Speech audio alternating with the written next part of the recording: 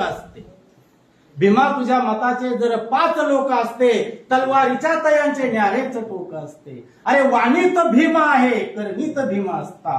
भीमा तुझ्या मुलांचे वागणेच चूक असते. आपल्या वाणीत फक्त जय आदिवासी आहे. 1-9 ऑगस्टला जय आदिवासी जय आदिवासी, दुसऱ्या दिवशी राम राम. बरं आहे ना. आम्ही 1 दिवसासाठी फक्त आदिवासी होतो आणि बाकी 364 दिवस पांढरपेशीच वागतो. सांगा बरं, तुमच्या इथं आता राग आला तरी चालेल, माझ्यावर केस करी तरी चालेल. कारण का, तर मी आता संविधानाच्या तत्वाने वागणार आहे. कोण कोण गणपती बसवत आहे याच्यापैकी? यावर्षी कोणाकोणाकडे गणपती आहे आता सांगणारच नाही. बसवा आणि मोजा. खरं सांगा, पार्वतीने आंघोळ करताना एवढा 5-6 किलो मळ निघाला होता तिच्या अंगाला, त्याचा गणपती बनवला. अरे काय, किती अडाणी असावं माणसाने, किती अज्ञानी असावं. मी माळकरी आहे, ध्यानात घ्या, मी माळकरी आहे. मी कीर्तन प्रवचन करणार आहे, तरी जे माझ्या रक्तात बसत नाही. जे अगोदर माहित नव्हतं तेव्हा मी रामकृष्ण म्हटलं, तेव्हा मी गणपतीची पूजा केली. माझ्याकडचा गणपतीचा अर्धा लग्न होईल एवढा खर्च असायचा, दारू पिऊन फिसकट नाचायचो. पण माहित नव्हतं तेव्हा. जेव्हा माहित झालं तेव्हा बदलणं गरजेचं आहे.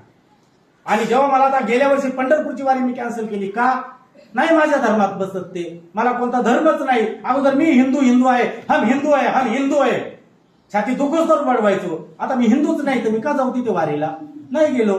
पण एक आहे, मरताना सुद्धा तुळशी पान हे शुद्धी करते शरीराचं, म्हणून ती माळ राहावी, हा उद्देश आहे. जर याच्यात ते तत्व नसतं तर ती फेकली असते.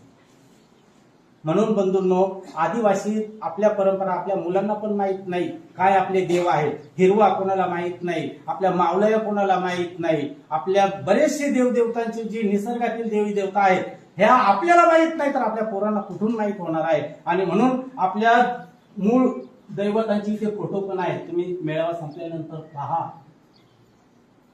ज्या ज्या भागात जे जे असतात तसं तसे निसर्गातले देव आपण तयार करतोय. दगड धोंडे आपले देव आहेत, झाडं देव आहेत, फांद्या देव आहेत, पक्षी देव आहेत, हरण देव आहेत, वाघ देव आहेत, कोल्हा सुद्धा आपला देव आहे. तसं म्हटलं तर प्रत्येक याच्याकडनं आपल्याला शिकायला मिळतंय. प्रत्येक वनस्पतीकडनं आपल्याला औषधी मिळते. प्रत्येक वनस्पतीमधून आपल्याला जीवनसत्व मिळत आहेत, ते आपले देव आहेत. आपला गणपती देव नाही. गणपती बसवला तर 4-5 हजार रुपये खर्चच होतो, येत नाहीत.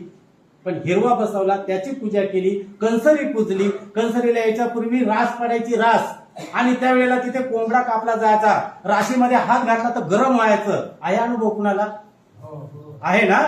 एवढी जागृत दैवत आहे, तिला आपण पापड करायला देतो. कोणी येतात, पापड आपल्याला लागली